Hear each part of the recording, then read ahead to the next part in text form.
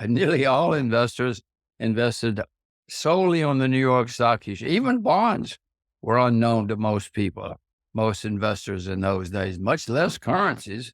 Whoever knew what a currency was in those days? No, no, no. Fortunately, having been at Oxford, I knew a little bit about other parts of the world. And so that helped me. And I was certainly very keen and very interested. So I had fun.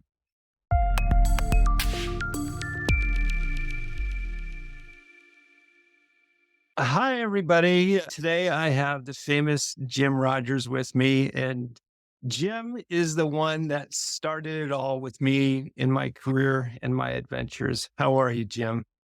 I'm very fine, Andy, and delighted to see you. Good morning. Good morning to me. Good evening to you. Yeah, good morning to you. Good evening to me. Yeah, no, I just love to hear your book, The Investment Biker, is really what started it all for me, and launched me into travels into Europe and later in the investing in the hedge fund world, if you would. And I just wanted to take some time with you just to start out with. You started out in Demopolis. I want to say that correctly. Alabama. It's about 3 hours away from me. So what was it like growing up in Demopolis, Alabama? Well, yes, I did grow up in Demopolis, Alabama. It's a very small town. I think it's probably more like 4 hours from me. Well, anyway, it's a long way from Atlanta. There's no question about that. Yes, Andy, my phone number was 5. It was a very small place. And it was not a typo. My phone number was, in fact, 5, number 5. It's a long time ago. I didn't know much about the world. I mean, at the time, I thought I knew everything. I thought knew as much as everybody else, even the people in Atlanta. I quickly found out when I went to university that I didn't know anything and that there was a big world out there that was new and different. But Got I liked it and I survived. it. So what you from there, you went to Yale, and then what's really interesting to me, you went to Oxford, and I have a stepbrother that went to Oxford. You actually met him several years ago. He told me all about it. And then how did Oxford change your view of the world, if you would, and your perceptions on investing and travel and that sort of thing? You went from the rural South, if you would, to the high achievement academia of Oxford. So that must have been a drastic change. Well, it was a huge change. I mean, going to Yale from the Demopolis, Alabama was a gigantic change. Then going to Oxford was another gigantic change. I ran into people from all parts of the world, and I ran into people who thought entirely differently from what we thought in Demopolis, Alabama. And that was good exposure. I have told my children, for instance, they can go to university, but they must go far away from home if they go to university. They cannot stay home because for me, the exposure of going far away was tremendously educational and taught me a lot about myself and about the world. So everybody should go away from home for a while. You can come back, but you should go away for a while. Sure. And I'm sure that it had a lot to do. I mean, just all the changes that was going through. I'm assuming they were in the 50s and the 60s. Just all the changes and everything. It was a lot different than what was going on in Alabama. So, Yes, Alabama, well, the world is always going through dramatic change. Maybe they're not in Demopolis, Alabama, but everybody is always experiencing change. And if they're observant, they will see that the rest of the world is changing too. And that is something that everybody should understand and prepare for. And if you can anticipate the change, you might be very successful. right. That really leads me to, then you got a job on Wall Street and you started working on Wall Street. Why was that attractive other than just making a lot of money? What brought you to Wall Street? No, it was nothing to do. I didn't know anything about Wall Street when I went there. I had ran into a guy who liked me and I liked him, and he worked on Wall Street, and they offered me a summer job. But all I knew about Wall Street was it was in New York somewhere. I knew something bad happened in 1929, but Andy, I didn't know the difference in stocks and bonds. I thought they were the same thing. I didn't know anything until I got to Wall Street. and found out a difference. But that summer job changed a lot for me because I realized that I loved knowing what was going on in the world. And here was a place that would pay me if I could anticipate and understand changes in the world. Before that, I thought I was going to go to law school and medical school and business school and everything else. I was a confused college kid. But then I realized, and of course, I didn't know when I was 21. Most 21-year-olds don't know much about themselves. I realized, oh my gosh, this is what I love. So I didn't go to law school or medical school or business school. I went to Wall Street as soon as I could and loved it. Got it. And really what you guys focused on, or what you focused on, was a lot of foreign investment. Was there a lot of people doing that kind of thing when you started? Oh, no, no, no. In those days, in the 60s, most people invested on the New York Stock Exchange, period. Even over the counter, as it was called then, was remote to many people. No, no, no. Nearly all investors invested solely on the New York Stock Exchange. Even bonds were unknown to most people, most investors in those days, much less currencies. Whoever knew what a currency was in those days? No, no, no. Fortunately, having been at Oxford, I knew a little bit about other parts of the world. And so that helped me. And I was certainly very keen and very interested. So I had fun. Got it. And this is really, going to ask this question as really a setup for my next question is, what exactly were you like? What would make a country or a country's economy attractive to you before you started putting your money to invest in them? Well, it's like just about anything else. You want something that's cheap, and that usually means it's ignored. One reason it's cheap is because people ignore it or don't know much about it. So if you can find something that's cheap, where there's change taking place, if you can find positive change, a new government or people changing policies to encourage investing or to encourage the economy, whatever, if you can find cheap and change, you might become successful. Got it. So then you made, I guess, your stake, for lack of a better word, and then and I want to say 1980, you retired, and you had this ambition. And again, correct me if I'm wrong with the timing, but you had this ambition to travel around the world or go around the world on a motorcycle.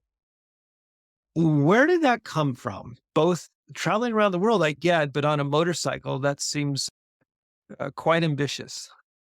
Well, I guess part of it was if you grow up in Demopolis, Alabama, where your phone number is 5, you probably never want to leave or you want to see the world. Well, I was one of those nuts who wanted to see it all. I knew there was something out there that I wanted to experience. I wanted the adventure. I guess adventure is the main word, or experience. I wanted to experience and see it and have adventure. Now, I loved motorcycles. Motorcycles are a lot of fun. For people who know about motorcycles, they know they can be a lot of fun. Plus, you really see much more on a motorcycle than you do in a car. If you're on a motorcycle, you experience everything. You have to. So I had this dream, if you will, to see it, to go around the world, to see the whole world. And I wanted to do it on a motorcycle because I knew it'd be great fun and I would experience everything. It was unusual in those days. Going around the world was unusual. Going around doing anything on a motorcycle was somewhat unusual in those days. But what did I know? Right. Now, I believe you left in the late 80s. I want to say 87 or 88, if my memory serves me correctly. So that was a good 7 or 8 year gap. My question is, did it really take that long to get, I don't know, for the world to open up for you to go? Or why Oh, was there that gap or that lag? oh, Andy, I guess you're probably not old enough to remember Red China. Remember the Iron Curtain. I do Remember remember. the Yes. Yes. Iron Curtain and all of that kind of stuff. Oh my gosh, it was impossible. The idea of riding anywhere in those days, certainly Russia or China, both places, on anyway was strange. But to go on a motorcycle was really, really strange. It took me a long time to get permission. I kept knocking on the door saying, "Hello, I'm a capitalist from America. I want to ride across your country on a motorcycle." Oh my gosh. Anyway, it took a while. If I had been more knowledgeable or smarter, I guess I would have realized eventually, oh, the world is changing a lot because the Russians said yes, the Chinese said yes, but which, when Stalin was around or Mao Zedong, it would have been absurd to even ask the question. So by the time I finally got permission, I should have realized how much the world was changing. My next question really is in your book, and I'm going off of 30 years ago of reading it, and I just went through it again, but you would really critique each country. And I found that quite insightful. And again, it goes back to, and you'd recommend, let's say, buying the biggest bank or the biggest manufacturing company in whatever country it was, if you liked the country. Is that some of the same advice that you would give today if somebody was looking to, if they liked a country, would you start big? And then, yeah, I guess that's what my question is. How would you go about doing that if you were to do that today? Well, much of the world has opened up in those many decades. But yes, in those days, I would always buy the biggest stocks first because, first of all, that's where you could buy. And second, I knew that if and when other people came to invest in that country, that's what they were going to buy. They weren't going to buy the local liquor store. They were going to buy the big manufacturer or the big miner or whatever, because that's what they knew. That's what they recognized, and that's what they could buy. So I always started with the biggest companies for various reasons. Eventually, of course, if I invested in a country, I would find smaller and smaller companies or stocks, but I didn't start there.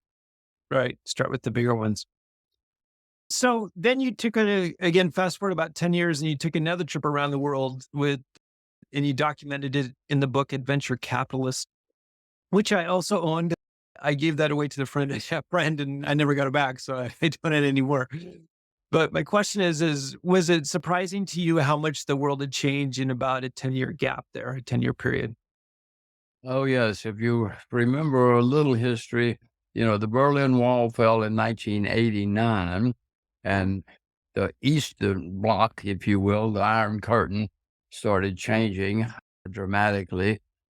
So, yes, it was a different world. I mean, obviously, there was still problems and still closures, but people were changing. But in 1990, I couldn't use a credit card anywhere.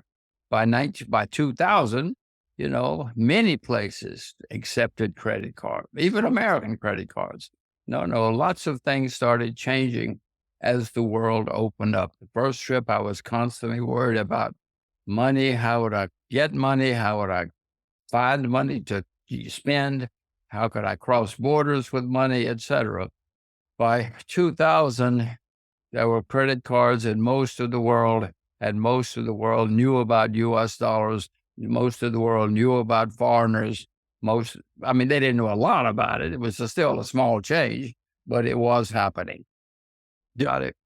And then you've written a lot about China and the East in the last 20 years.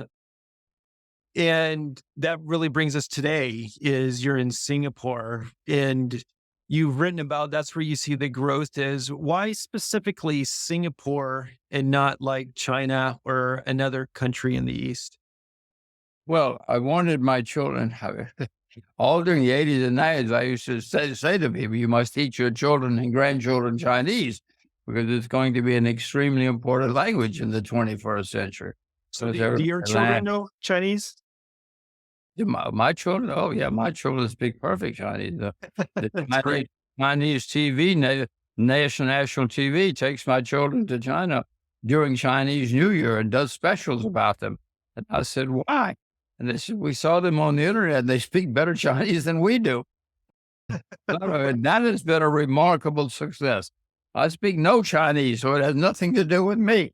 But apparently these girls speak extraordinary Chinese. One of my daughters goes to local school, which is mainly, she's the only Caucasian in the school. But when they have assembly and they need a Chinese girl, they put her on the stage because she speaks better Chinese than all the Chinese. She's a blue-eyed Chinese girl. So, no, that has been a remarkable successful. I don't know what it's going to mean in their lives.